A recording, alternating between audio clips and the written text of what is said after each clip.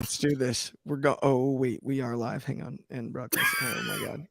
Are we No, live? we're live. Actually, you know what? We didn't do a countdown. Perfect. We're live.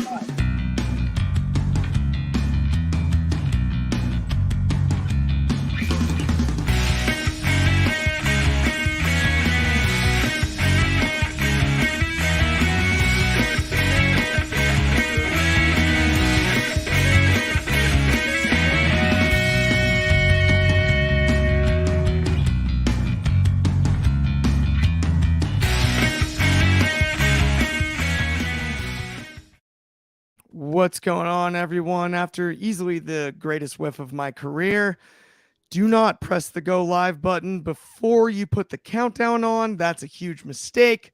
Either way, we're here on Thursday, May 25th with another edition of Wrestling Republic's daily broadcast. And we're stoked to be here. It's Throwback Thursday. It's funny and it's fun.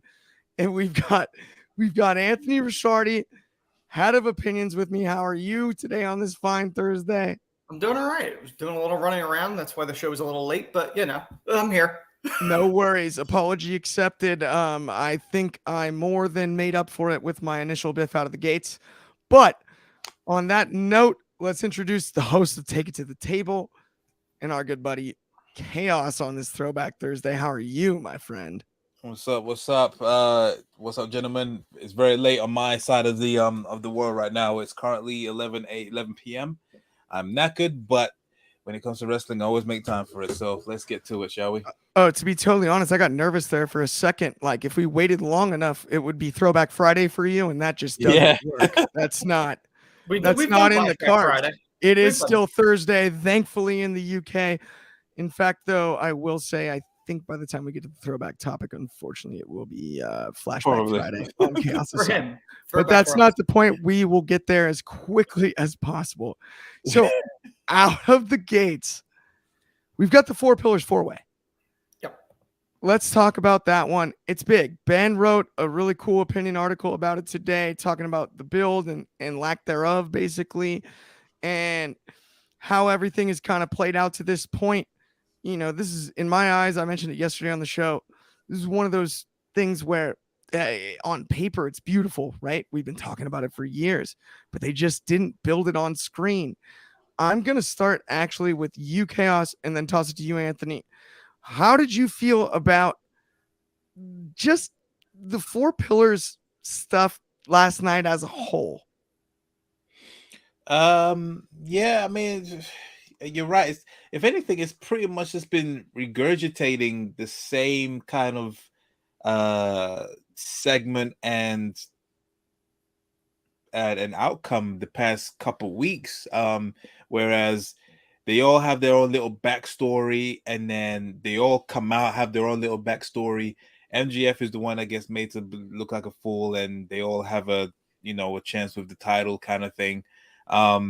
Yeah, it hasn't really progressed as well, and it's a real shame because, like I said, this is something that we fantasized about back when they pretty much brought out the Four Pillars shirt. I'm pretty sure they brought out a Four Pillars shirt. But anyway, you saw the image of the Four Pillars, and you thought that was going to be, when it does happen, the hype will be at an all-time high to see who could actually, who is the actual best out of the Four Pillars. But yeah, I agree. It's been actually subpar. And I don't know why, or how it came to that. I just feel that it could have done so much more instead of obviously bringing everyone's sub story into this constantly every week. It hasn't really done anything for them. I have no fear that MJF won't retain at Double or Nothing, and it's really a shame because these guys will all be future champions. But the fact that they are all gonna be brushed aside all at once by MGF, it definitely is a downer, and it's gonna probably it might hurt them along down the line. Sam Guevara silently turned face for this. I think it's the old faces against the one major heel. Yeah, it's just unfortunate, really. I just feel like they could have went a lot better, and better story to be told instead of bringing in the sub story constantly every week. But that's my thoughts on it.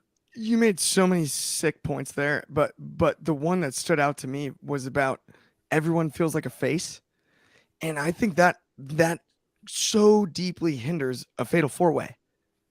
Like, there's nobody else that can steal it besides MJF, because they're all in their own weird way baby faces on this one. Yeah. And I'm like that. I think that might be the crux of the problem, right? It's like Sammy being able to sleaze in and steal it as the secondary heel in this scenario at least adds a layer to the storytelling. And it's a huge problem. And I don't understand that myself, because he's still a part of the Jericho Appreciation Society, who we will talk about later in this show, but right. And they're very clearly heels. The rest of the group is. And yeah, I think it's a huge problem with the booking. But Anthony, I want your thoughts on the whole thing as well. Well, when this first started, the original Four Pillars promo segment, it started out so hot. It was such a great segment. After that, though, they kind of crapped the bed with this. You know, they convolutedly got to the four-way, which was a mistake. They should have just went straight four-way from the get-go. They did this convoluted of this tournament to get to MJF, and then went, screw it, we'll just do a four-way. So that was screwy. I did like, I think it was last week, they did these promo segments. Everyone had like a different promo package, and it might have been 2 weeks ago, where they each explain their story and their road to get to this point. And I get it. They all traveled different roads to get to the point to challenge MJF. I get that. I didn't have a problem with it. But like you said, they're all faces. And Sammy should have never been turned. He should have been a heel. It should have been two heels and two faces. That would have been the smart play. But instead, they're doing this weird angle like they did when MJF was with Cody, where MJF was a heel everywhere else, except when he was with Cody. They're doing the same thing with Sammy with the Jericho's group. It's weird. It's just a really strange thing. MJF's going to retain. I don't anticipate him losing. I thought last night MJF cut a pretty decent promo for him, but Darby running in, I think the focus became Darby's ridiculous shoes that he was wearing on the internet. Everyone was focused on the shoes, not necessarily what went on during the segment. I think it should be a really highly anticipated match, but the build-up has been all over the place. There's no consistency. They'll have one great moment, and then the rest of it is like, who booked this? It can't be the same people. And it seems to be the problem with this. 100%. And yeah, it just seems like one of those things where when you read it, it's like, how could you mess this up? But the execution has just not been there. It's not what you would expect out of something that's such a no-brainer on paper. You know what I mean? It's such a... It's a hanging curveball that you should be able to hit out of the park every single time. You know what I think they did? I think what hurt them was they built this too long. They weren't prepared to go from point A to point B. It was too long of a road, and they didn't know how to stretch it out. Yeah. Like, it's almost that seems to be the problem, because on paper, this seems like an easy booking move, major selling point, but they got convoluted with it, and I think it watered it down. Yeah. And they haven't been able to get that spark back from the original promo. Absolutely. And I mean, seriously, it's spot on. And if you haven't already read Ben's Honestly article, it's honestly none of the pillars seem like threats to MJF. WrestlingRepublic.com, go check it out. Like, he has a lot of the same sentiments that we've kind of been bringing up here in this discussion. And we're not moving on yet. We will make our picks here. But because of what we've discussed thus far, we're not going to do traditional picks. I think we're all on the MJF page. Yeah. Let's make this a little bit more fun. And let's go with, what's the finish look like? And so I'll start with you, Anthony, and then go to you, Chaos, and then I'll give my guess. Anthony, what do you think the finish looks like? How do they get there? And give me your insight there. I think MJF will steal it. As far as who he pins, I'm going to take a guess it's either Jungle Boy or Sammy, because I think that's the most likely. I don't think they'll want Darby to be pinned, because Darby seems to be the most likely to possibly be the one to dethrone MJF, and I don't think Jungle Boy's the guy, and Sammy ain't the guy. As much as they're trying, he's still Jericho's jobber lackey. Like, I've yet to see anything from him that makes me go, oh yeah, he's the guy they're gonna have dethrone MJF. No, and Jungle Boy's not there yet. So what's the finish? I say pinfall MJF. MJF's gonna pin Jungle Boy or Sammy. Probably more. Okay, and then Sammy. Final question. Then you're finally off the hook. Mm-hmm. Via what?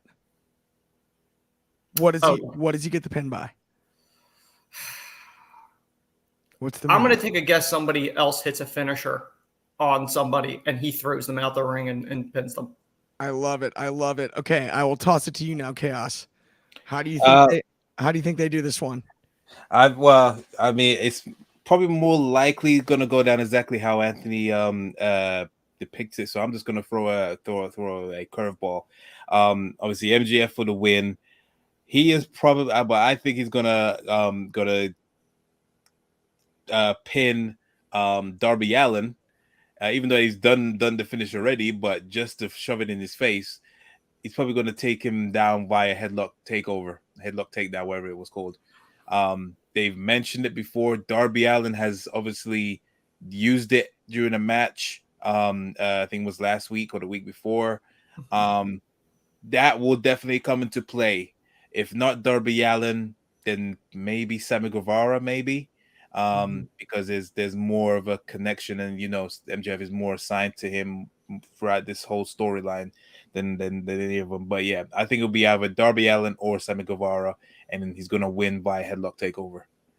I love the headlock takeover call, and I also love the someone else's finisher call, Anthony. I'm gonna personally go. And this is a funny one. I got a roundabout pick here. I think this is a Dynamite Diamond Ring night. I think this is time to just really click somebody with the ring. And I think maybe we see a coffin drop on it, like a Jungle Boy, maybe a 630 senton out of Sammy on Darby. And then he gets cold clocked with that Dynamite Diamond Ring. And it's 1, 2, 3 ball game.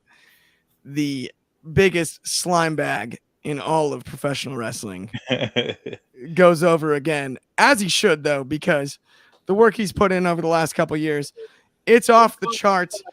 But with that, I think it's time we move along to the next segment, which is Orange Cassidy and Kyle Fletcher.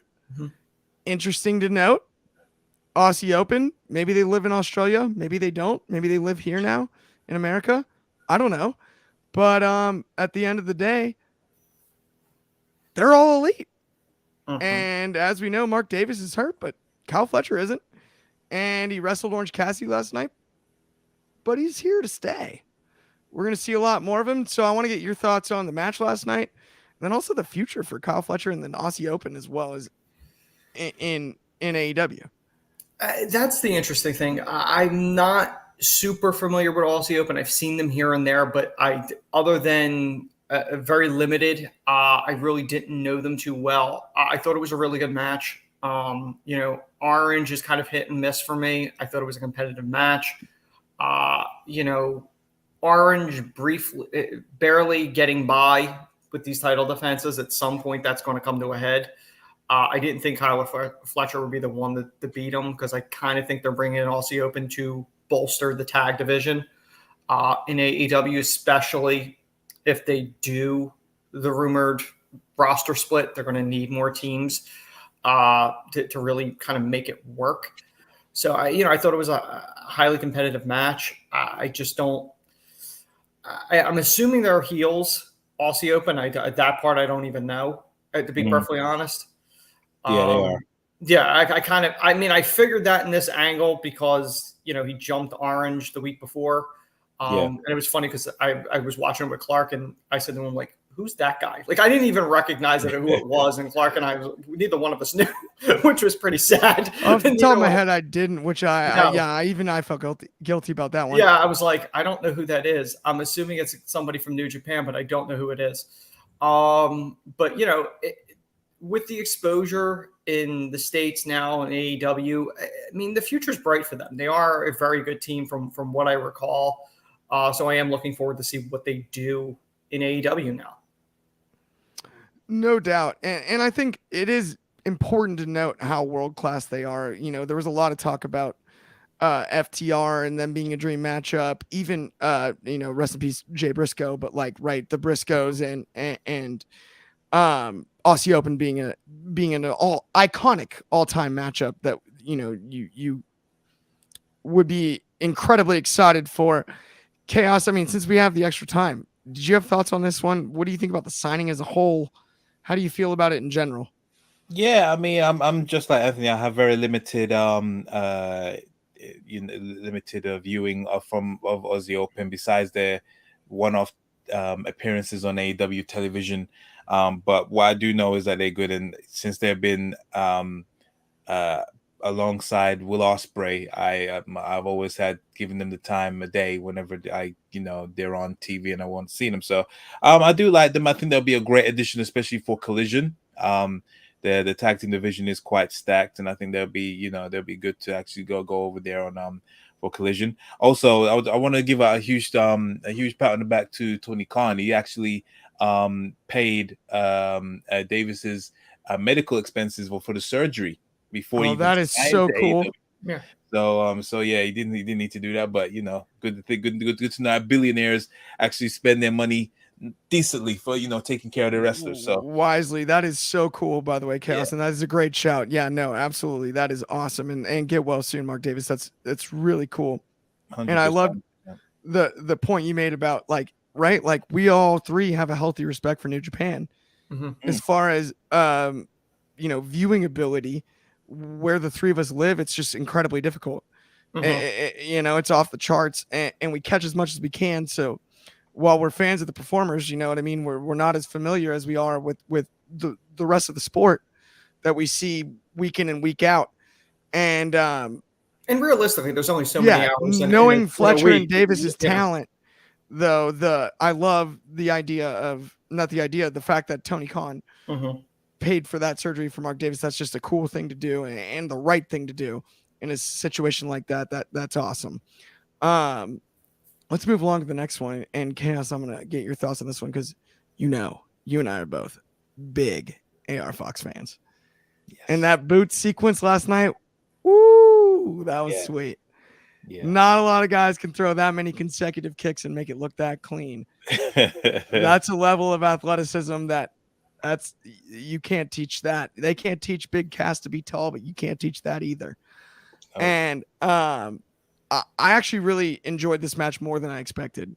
The lights didn't play a factor the way I thought they would. They're annoying. It's a little goofy, but hey, it's unique.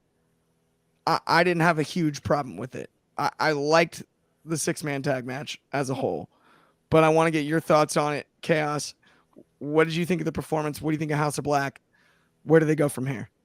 I mean, I'm a huge House of Black fans. You know, I've loved Malachi back all the way back from his Tommy Yen days, and the fact that he's finally getting the push that he deserves in AEW, because people were complaining why you're not using him or he's being underutilized. This whole House of Black thing, the aesthetic, you know, I have no issue with the lighting. I mean, we've had worse. Remember Sin Cara? Anyone? Oh. So yeah, I think I just loves it. It brings the atmosphere and, you know, further as character to their stable. It's unique to them. I love it. The match itself was great. AR Fox was putting in that work. Metalik, you know, he did a good couple spots. The finish was awesome. You know, everyone getting their submission in, and then Brody King coming in with that hangman style type of choke on Blake Christian. Where they go from here, I mean, it's going to take a huge force, probably someone outside of AEW to actually be a threat to them in this open rules type of match. I don't know who. I honestly don't know who, because they're cleaning house, and rightfully so.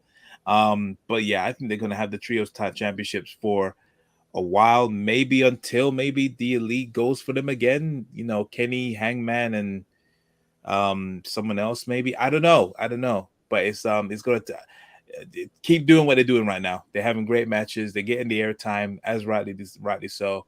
And yeah, I hope to see them at All In. That's what I want to see. That would be awesome. I'm totally with you on that. And I agree on so much of what you said. The only thing that I would add to it is it's funny to me because I've been a Malachi Black fan since the Tommy End days myself. I feel like Brody King's the standout somehow. Yeah. I don't know how, but Brody King comes across to me as the standout of the group. And the irony is, I thought Buddy Matthews would be the logical one to take a step up leaving the WWE, because I always thought he was kind of overlooked how just talented he is. Mm-hmm. I mean, that guy can do anything in the ring. He can do as much as Malachi Black can. And I think he's slightly less charismatic. Mm-hmm. But bell to bell, I think they're very comparable, right? Yeah. It blows me away, though, that Brody King, in my eyes, is the standout of the group. I don't know. What do you guys both think? We'll keep it on all three of us here. I mean, I'll just quickly say this. So I mean, with Brody King during the stable, you're definitely the standout. Buddy Matthews stands out when he's in single competition. When during these trios, he does fade to the back. But yeah, when he has like a singles match, Buddy Matthews is one of the best on the roster, hands down. But during as a trio, I agree, Brody King does better I find it more interesting in these trios matches than an actual singles match. It's kind of weird. I don't know what it is. He's just 100%. It's just a weird one. I just feel like he's like just a default powerhouse when he's in a singles match, but in trios matches, he definitely does that. I don't even know how to explain it myself. By the way, you summed it up so well there. Like Brody King's, it's like the format fits him perfectly. Yeah. Right. It's like the specialist in sports that you play at the exact right role. Mm-hmm. So they're going to put up better stats than maybe even and that's not a knock on his level of talent, right, at all. No. But they're just going to look better than necessarily their talent level. Mm-hmm. And that's not to say he's not talented. Just the trios format seems to fit him perfectly. Because, mm-hmm. I mean, like you said, the hanging choke, are you kidding me? It's every single time. It's the level of violence, it lands. It does. Anthony, your thoughts? Yeah, absolutely. In tag matches and even these trios, it's limited exposure. So really what you're seeing is the greatest hits of these people. The longer the match, the more exposed they are. And I'm not saying particularly Brody, but that happens in general. Brody's always been on the cusp of getting to that next level. He was with Ring of Honor before that went under and Tony bought it.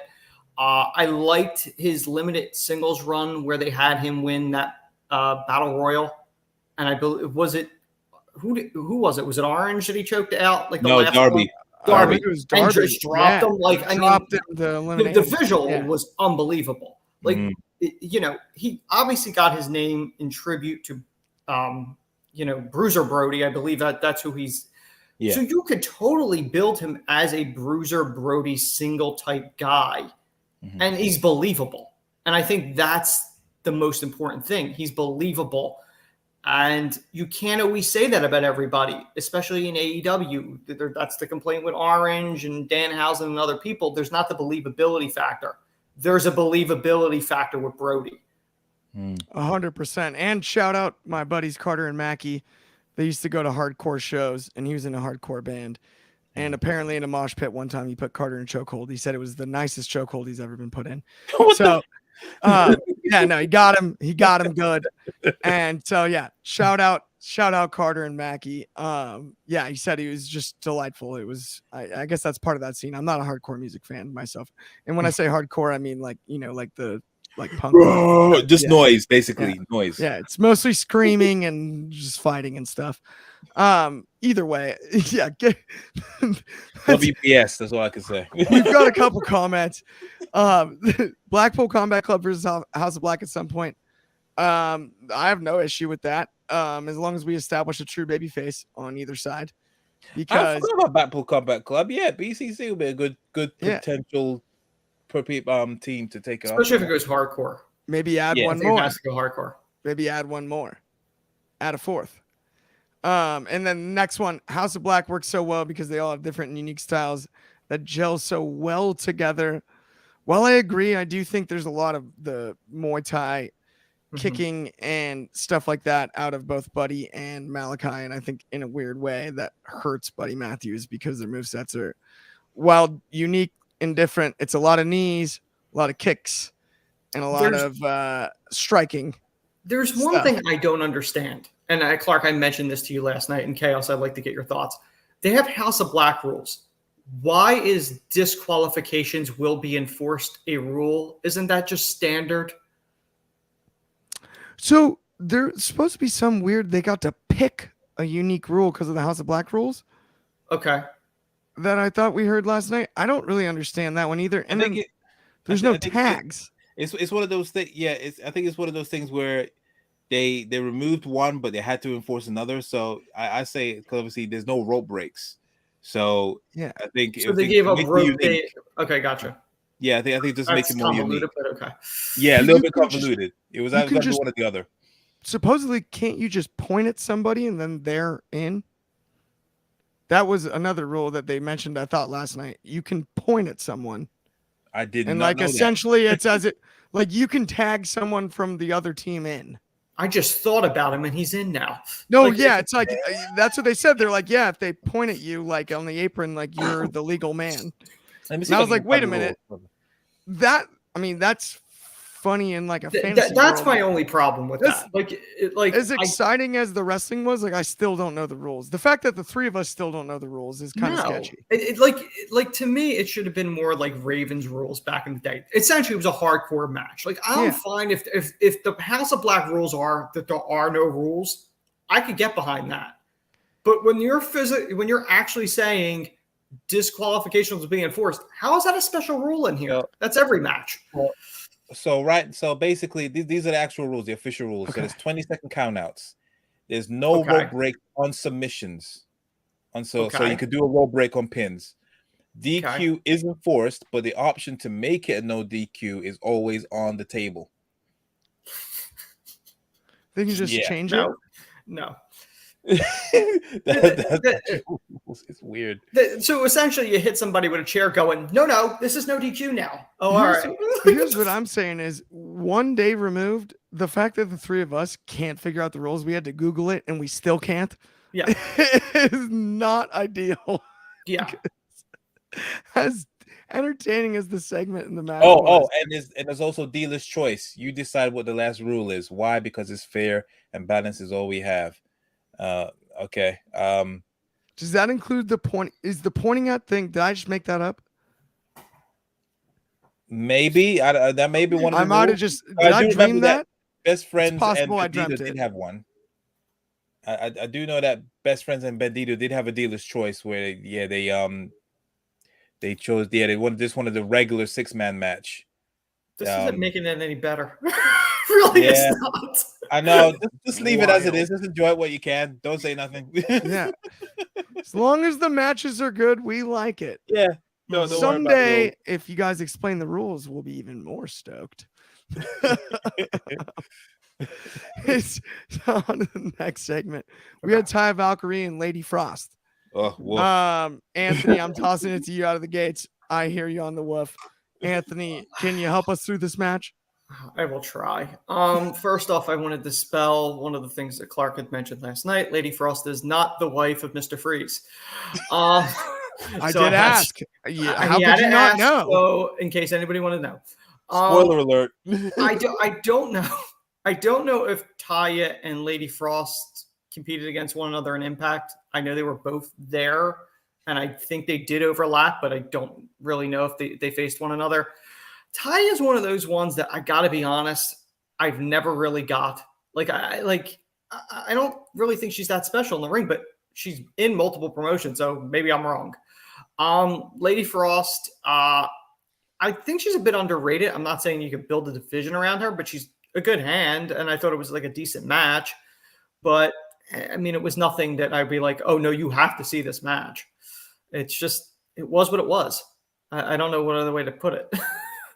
Everything you said there was spot on, other than the Taya part, because she's a brick house. I don't know what you don't get about that. I mean, Taya is Taya. I get And it, but I've she's seen her in good the bell to ring. bell. She's charismatic.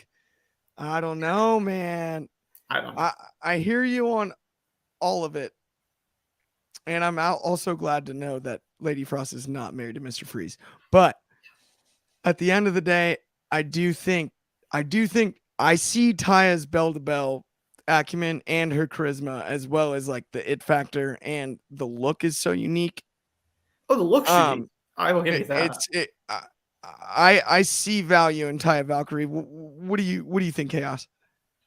I mean, yeah, Taya Valkyrie. I mean, Lady Frost. I do. Again, I have limited knowledge of her, but for what I saw from her previously, yeah, she can handle herself in the ring. She's very athletic. You know, she comes from a gymnastic background and all that stuff.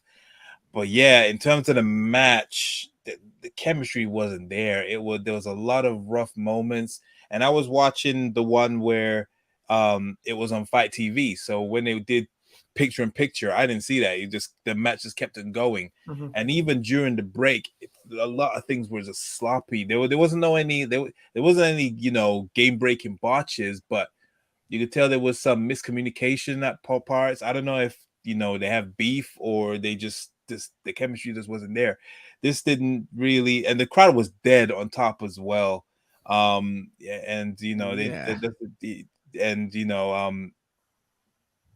fact that Taya is going to be getting another shot at Jade Cargill. I really hope she doesn't win, but it's looking that she might be the one in 60. 2 shots doesn't make a whole lot of sense. You're so spot on with that. Yeah, yeah, man. It's just not.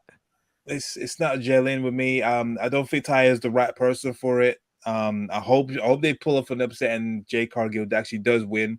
But yeah, this whole match itself was just one of the weak points of the episode, I must say.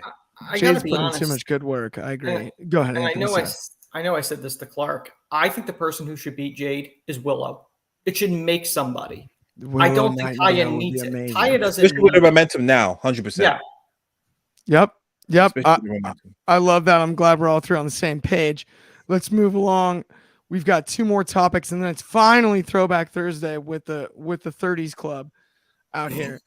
That's not to throw us under the bus, by the way, too. You got to earn that title. By living.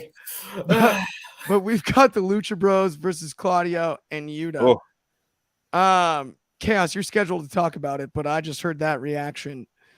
Yeah. I mean, Ring of Honor match. I love the Lucha Bros. But I mean, what do you think about this? Then we'll toss it to Anthony really quick, and then we'll get along with it. Yeah, I mean, obviously, I'm a huge Lucha Bros fan. Obviously, it wasn't one of their best matches, but it was fine for what it was. The ending was a bit choppy. It was just really weird. Like the Young Bucks was obviously holding Claudio from underneath, and then the ref was literally in the direction. You could see Claudio getting super kicked numerous times in the face, but he still went and counted the 3 count. It was really weird. Like that should have been a DQ. If anything, it was really weird. But either way, it was a standard. I didn't think it was main event worthy, but yeah, the Lucha Bros did their thing. It was solid. I have no complaints. The right people won. Since obviously the Anarchy in the Arena match was announced, I had a feeling that they weren't going to lose them. But yeah, don't forget it hurts the momentum. It's just going to make my anticipation for Anarchy in the Arena even higher now for this match. So yeah, all in all, I have no complaints. It was just a standard TV match, so to speak. Totally agree. Anthony, your thoughts? I mean, I've got the same sentiment. Like, the Lucha Bros are so great, but this is the best they could do right tonight. Yeah. Yeah, I agree with you guys. It wasn't nothing over the top. I thought the finish killed it. I thought the finish was really bad. I don't know if it was timing. It kept going on, and like the ref's like blind. He's not saying any of this. And on top of that, Bryan Danielson's at commentary. He's saying this. He doesn't run down. Moxley's backstage. He don't run down. Nobody runs down, and this is all going on for a good like minute. And you're like, really? Like, it was. I thought the finish killed it, and it was not the impactful main event finish to hype up the Anarchy match at the pay-per-view. I don't think it nailed the way that they expected it to. I don't think it landed. Totally agree. It was like the surf lesson scene from Forgetting Sarah Marshall. It was like, that's not it at all. That's not going to do it. Stand up quicker. But the let's move on to the contract signing between Cole and Jericho. And I'm going to open this segment with just an apology from yesterday, because we talked about the difference between an unsanctioned match and a lights out match. And deep in this dumb brain of mine, I knew it the whole time, and I didn't say anything about it. The difference is that an unsanctioned match occurs during the middle of a card, a la 2002 Triple H and Shawn Michaels at SummerSlam. Great. That means that it's not sanctioned by the organization. So anything that happens, right, they're uninsured health-wise. The referees provided, but that's about it. A lights out match occurs after the event finishes,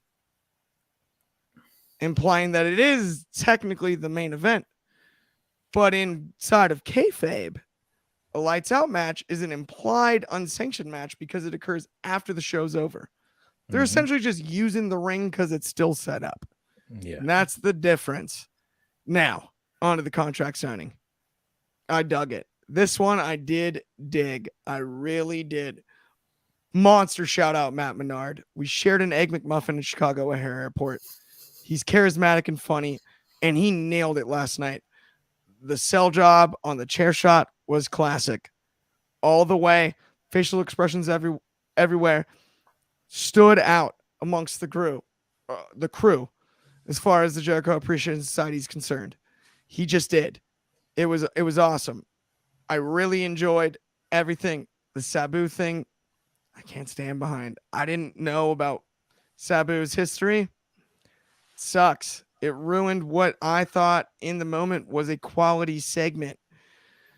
I mean, we're all gonna share this one, and I want to get you guys' thoughts. Either of you guys want to go first on this one? I can go if you want me to. Anthony, go right ahead, and then Chaos. The thing with this segment, and I get the nostalgia thing, bringing a former legend in Sabu. Obviously, it's controversial. I wouldn't have brought him in, but logically, it made no sense either. Jericho brags it's 5-on-2, so then Adam Cole calls out Sabu.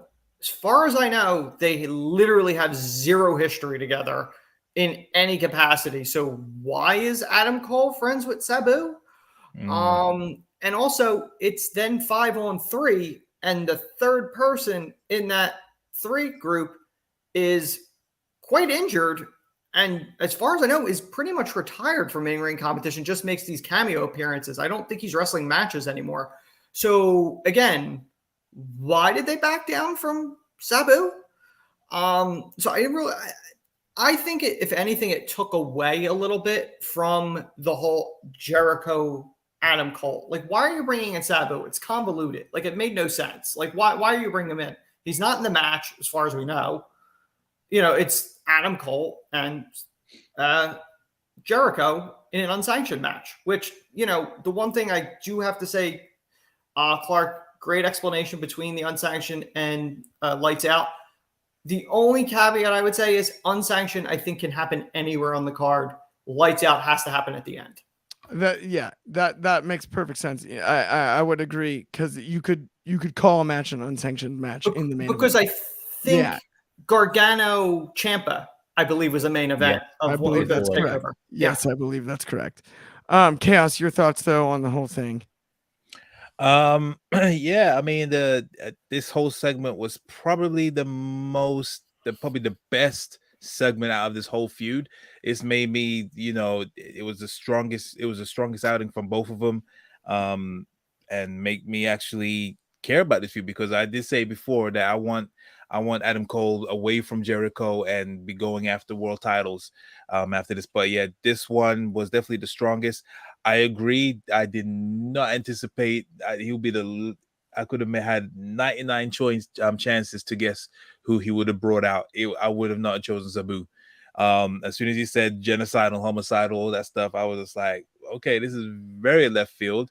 But yeah, it's we'll see what angle Sabu will play, because he's not really agile as he used to be. And yeah, again, I didn't realize with the stuff that he's been saying previously, which I'm obviously not going to repeat what he said, but yeah, it's why would you want to risk that with this guy? It's you could have chosen anybody. I don't get the correlation with here. It's just I think it's just weird that that Tony would choose of all people Sabu for this, but yeah, I don't know. We'll see what happens. Yeah. I totally hear you, dude. And like, even myself, like, obviously, like, I grew up on wrestling and know Sabu from previous era. I had no idea about the controversies, and so I popped out of nostalgia last night. Yeah. I was feeling guilty this morning when I understood like the stuff that he said kind of in the last 5 years. Like that is unacceptable in every way. And I have no problem saying that. It just is. It's not just unacceptable to say it. It's unacceptable to think that way. In today's day and age, it's not right. And there's chances are people in AEW knew about this. Like you would think. I feel genuinely guilty that I didn't understand. But let's move on to let's do more fun stuff. Okay. Let's get rid of that one. And not get rid of it, but like, yeah, that's, we could talk ourselves in circles on that one, because it's just, it's one of those things that's so negative. It's like hurtful. You know what I mean? And that's not what we always want to do on this show, but we have to be honest when it comes to things like that. Let's move on though. Let's talk about the first Double or Nothing, because it's a fun one that the three of us watched. It's Throwback Thursday. Let's toss it to Throwback Thursday, right? Anthony, you and I have been doing throwbacks for a long time. I think you're frozen. So I'm going to keep this between me and Chaos. Yeah, no. Although that is kind of like a sick picture to be frozen on. I know. That's a profile picture right there. That's a good one, dude. That is a profile picture. But as soon as you are back when it comes to that, we'll get that figured out. For now, me and Chaos are going to handle this. And so, yeah, it's the first Double or Nothing ever. Right before the pandemic. It's in Vegas. We've got, of course, classic match between the Bucks and the. Oh, no. Yep, sorry. That timing was not your fault. Yeah. That was on me. We've got iconic match, Bucks and Lucha Bros. Oh my gosh. Right? The ladder match, one of my favorite ladder matches of all time. We're talking Double or Nothing, Anthony. Yeah, I know. I got you. You're back. Yeah, I'm back. He's back. Guess who's back? Look who's back. But hello, ladies. Look who's back. No, but the we had the ladder match between the Bucks and the Lucha Bros, which ended up almost being practically a TLC match, right? And then we've got the big Cody match on the card. What were you guys' favorite memories from it? I'll toss it to you, Anthony, then Chaos, then I'll go. Quick question. Sorry to cut you off. That ladder match, I don't think that happened at Double or Nothing. No, Double or Nothing was the. I'm sorry, by the way. That is wow. Speaking of whiffs, Double or Nothing was the AAA Tag Team Championship. Thank you. Yeah, That's the AAA Tag Team Championship match. Yeah. Wait, no, wasn't that the ladder match? No, that was All Out. Are you sure? I'm positive on that. Yeah. Hang on. Yeah. Someone pull the card I up. will look. Hold on. I'm looking at it right now. Yeah, what is it? Yeah, the Young Bucks versus the Lucha Brothers for the AAA World Tag Team Championship. It was just a standard tag match. Yeah. It was just standard tag match. Okay, never mind. That's my bad. Standard I tag got match. mixed up with the All Out match. The ladder match was great too, by the way. We'll do a throwback about that in September. Of course. But so we can reference this video. So my memory of this obviously was the first. Whoops. It was the first AEW. Are you all right, Clark? No, I'm laughing at myself. Like, what a moron. Anyway, keep going. It was the first official AEW pay-per-view. My memory of it keeps going back to the Cody and Dustin match. Like, to me, that is still probably one of my all-time favorite matches in AEW. I know, Clark, you have the action figure set. It's just it's such a really good match. And, of course, it's famous for the, Cody destroying the throne. This was also the pay-per-view that Hangman eliminated MJF in a battle royal to get into the title match for the first AEW World Champion, and Jericho also took on Omega to fill that other slot. So it's a really good pay-per-view. For a first official company pay-per-view, it's actually a really good one. No question. And it is funny, like, even in I forgot about the battle royal, like the pre-show. Yeah, on the pre-show, like it was a good card. I really totally whiffed that on the ladder match thing, but the match that actually happened at Double or Nothing, was outstanding. Yes, it was outstanding. I've got the card pulled up myself now, by the way, and let's not forget that Best Friends and Helico versus Jack Evans was a wild mid-card tag match. Who saw that one coming out of nowhere? Don't forget, Kip Sabian, I think, opened the pay-per-view. That's right. No, that was it was a pre-show. Kip Sabian. Oh, was it pre-show? Guevara. Okay. Yeah. Okay. Sammy Guevara with the panda hair, with the panda head. His indie run, yeah. Your most fond memory from that card, Chaos? My most fond memory, definitely the Cody and Dustin Rose match, simply because I don't think that had any business of being that good. We all knew, obviously, there was a lot of anticipation for it because this is the match that they were clamoring for in WWE, and then we didn't quite get it the way we wanted. So this was them showing their true colors, and obviously that the hype was even more, like you said, when Cody destroyed the Triple H throne.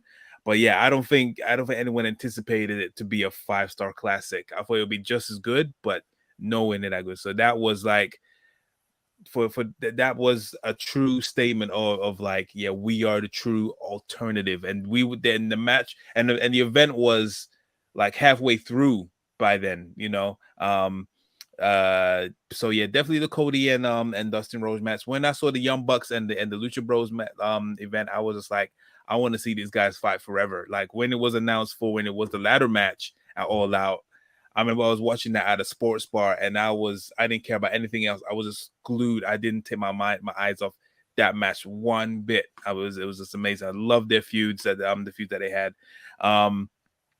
Yeah, this I love this the show beginning to end. I think I did a reaction to this and video to this on my YouTube channel, and yeah, you could just see how I was just absolutely just glued into this pay-per-view. It was great. I have no complaints about it. There was no setbacks, except for when Glacier was in the Battle Royale. Glacier was in the Battle Royale. Yeah. Wait a minute.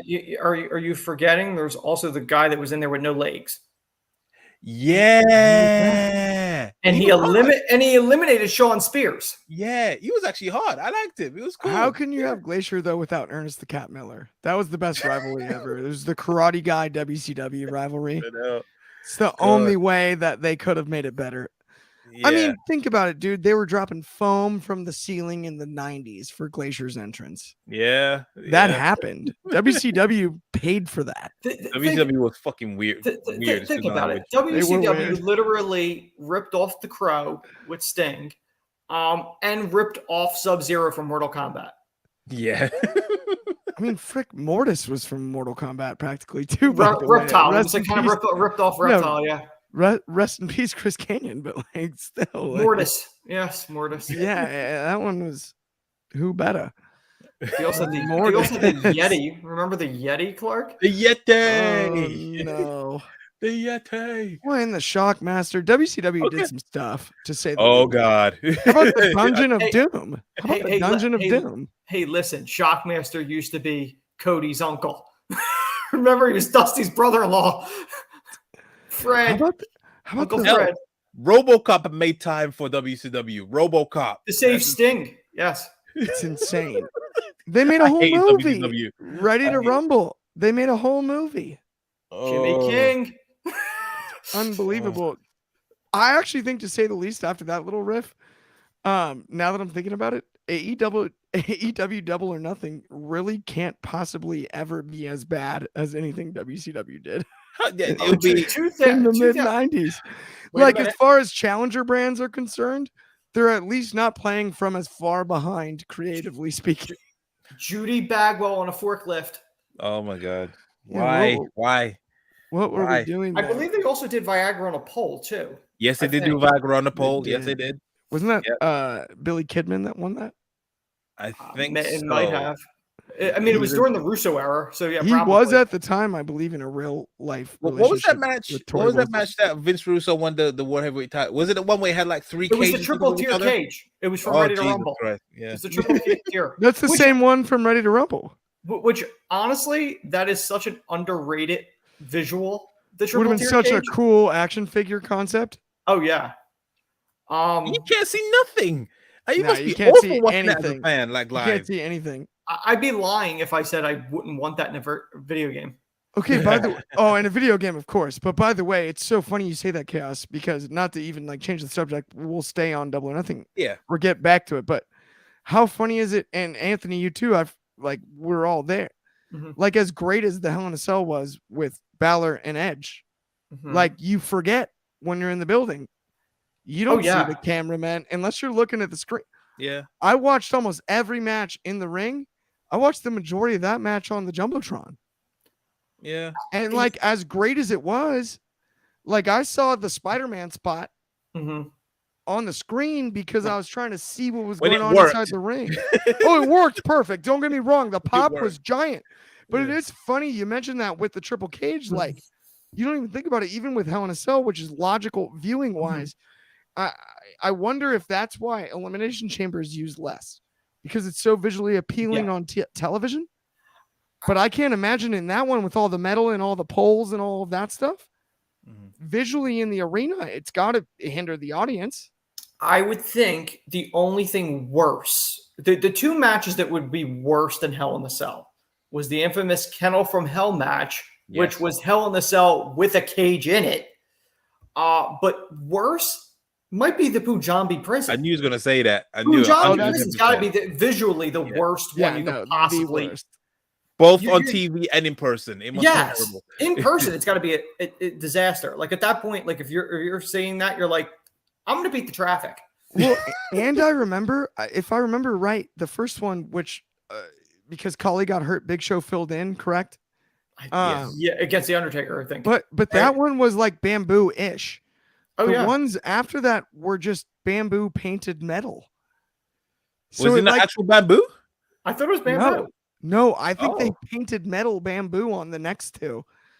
To be honest, because like, I think it made it more difficult. By the way, we got to look that up, but I'm pretty confident that it wasn't actual bamboo, or even if not, they wrapped bamboo in metal poles because of the malfunction they had in the Big Show match. I'm pretty confident they may have reinforced them. You might be right about that, but I think they reinforced them. Was bamboo. I don't think they just painted them. They might have put like bamboo around, or maybe they did just paint them. But like, it was like it which made it even harder to navigate. Yeah. Because I did wonder how strong they were, because obviously I remember the Batista and Khali one. Those are big, heavy dudes. I don't think Bamboo, unless it really bent, and and then probably could have gave way and stuff. So you're right. It probably did reinforce them somehow. Yeah, I that'd did be not a know lot that. of bamboo to hold those body weights Yeah. up, right? And remember, Yeah. they ditched the doors scenario, Oh Yeah. Jesus, yeah. They actually had to which was climb them. silly. Huge props to Batista actually climbing, like not just one but two sets of them as well. Wild move. Yeah, so props to him, man. But yeah, Punjabi prison match, 100%. I was so pissed that they brought it back for when Jinder Mahal was champ. Yeah, so I hope that never sees the light of day. I don't even want to see it as a 2K game type. I don't want to know. Couldn't agree more. This is the description that I found on Wikipedia. The Punjabi prison match consists of 2 large steel reinforced bamboo cages. Oh, Got him. Okay. Yeah, the first. But by the way, while we still have 5 minutes, Anthony. Yes. Let's do the final topic so that we can nail this. Hang on. I know that we've got the steel reinforced cages. We've got that answered. But we have one final question to answer on today's show. Mm-hmm. All 3 of us. And this is going to be a new segment I call presented by whoever would like to sponsor us. Yeah, you did this last week. Insert sponsor here. Reckless speculation. Yes. And so we're going to recklessly speculate about what it looks like for a particular Chicago-made Punk. What's it going to look like? Is he the face of Collision? Who wants to go first? Yes, he's the face of Collision. He's the face of Collision. I like it. Whether he's willingly doing it or the contract is being enforced that he signed, he's going to be the face of Collision until at least his deal runs out. Or there's another meltdown. One or the other. Could be a combination of the two. Chaos. Yeah, he's definitely going to be the face. I think that's why there's a reason why TK delayed the announcement of the location this week. I think he said he was going to wait till this Wednesday to do it. In that time, obviously, we heard that legal papers were sent to him, so they were just wanted to iron out the terms and conditions, dot the I's, cross the T's, all that good stuff. And then it was like, all right, cool, it's definitely going to be here. So yeah, if anyhow they actually book that place and he doesn't show up, or they get someone else, maybe I don't know, flipping Kanye West to show up instead, it will be a riot. He's just absolute riot. So it's best to it has to be him. Yeah, he's of course this show is for him. They must just call it AEW CM Chicago Made Punk. That's what it is. They must just call it that. That's what the CM stands for. Yeah. Or as what Anthony rightfully, not rightfully, but funnily put the show down, titled the show The Problem Child Show. So there you go. Problem Child. I was Based on the gonna say this poster? though. Yeah, I'm gonna go crazy with my call here. Mm-hmm. I'll put my name on this, and I want it to be recorded. That's why I wanted to do this. I'm gonna clip this. Few minutes of the show. CM Punk and FTR are going to wrestle the Young Bucks and Kenny Omega at All In. And CM Punk and MJF will main event at Now Arena in Chicago at All Out nearly a week later. And Clark Taylor said it first. If somehow you say anyone else said it, Clark Taylor said it first. Somehow All In is going to sell about 200,000 tickets. Just somehow, if that ever happened, they're already hitting 60, 70,000. I'll give you the All Out might be a possibility. I don't believe the All In one's happening. I'm telling you right now. Remember where you heard it. You don't have to believe it now. I mean, they do need an an absolute, because this isn't a house show. All In isn't a house show. It's it's pretty much built as the pay-per-view. So they need. Although they haven't officially announced, it's only a house show if your house is Earth. They haven't announced that yet. It's a house show if your house is Earth, Chaos. It's a global show. Yeah. Every show's a house very show. Much so. Whether or not you have a camera inside or not. It's fair enough. It is. No, you're spot on with that though. It's definitely not a house show in any way. But I'm telling you right now, Yeah. So they Bucks need to and have Kenny. they need to have something to blow the roof off, like Bucks and Kenny versus FTR and Punk. 1 week later, Max versus Punk. But is it too soon for them to squash the? I mean, I'm pretty sure they all know that there's money on the table right there. Oh, but they know. Is it with? I mean, is it still too soon? Jordan Poole and Draymond Green started in the playoffs a month ago. He punched him in the face 6 months ago. It's been less time. If they're separating those rosters so they're not in the same building, I can't picture them working together. That's my only thing. I get that. Either way, it's a debate for another time. It's been a blast, guys. On behalf of me, Anthony, Chaos, and Wrestling Republic, it's been another edition of the Daily Broadcast. We will see you guys tomorrow. And then this weekend for a crazy wrestling weekend. We got the 2 pay-per-views and everything. If you haven't liked and subscribed, please do so. And with that, we'll see y'all tomorrow. Peace. Different time, same place.